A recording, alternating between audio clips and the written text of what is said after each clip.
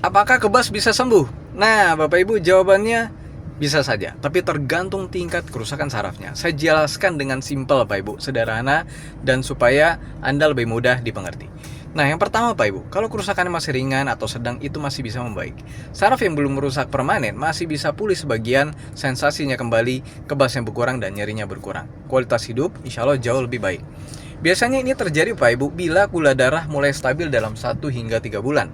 Pasien mulai olahraga kaki dan mengurangi makanan tinggi gula atau tinggi tepung, dan juga minum suplemen atau obat untuk meregenerasi saraf dengan teratur.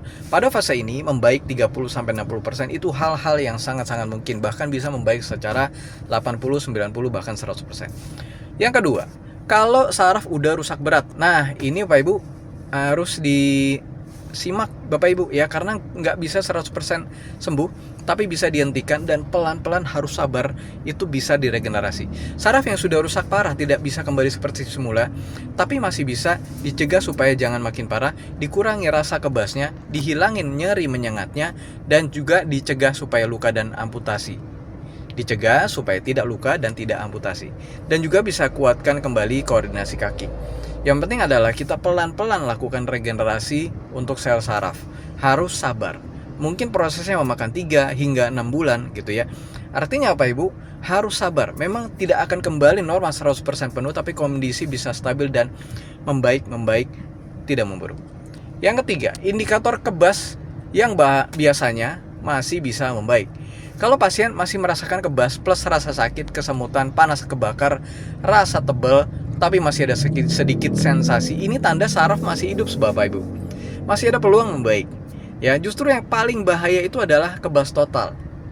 Artinya kaki benar-benar mati rasa. Ini lebih susah, gitu ya.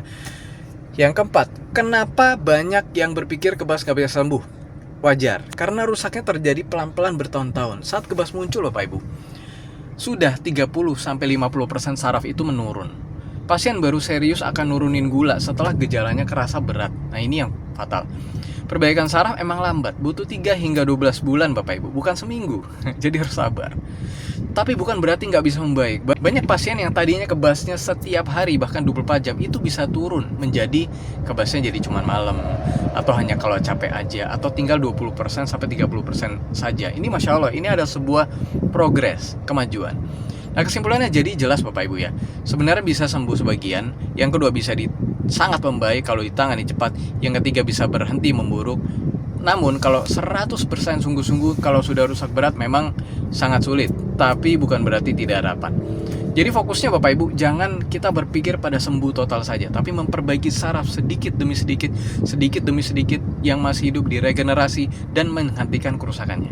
Insya Allah Bapak Ibu, kalau misalnya Anda Bapak Ibu punya keluhan-keluhan seperti ini dan sudah lama dan sudah bingung gimana caranya, yuk kita ngobrol. Yuk kita konsultasi, tekan tanda plus, komen konsultasi, inbox saya, hubungi saya, inbox saya, tekan tanda plus, ya, follow, komen mau konsultasi, lalu hubungi saya inbox. Sampai jumpa ya di sesi konsultasi.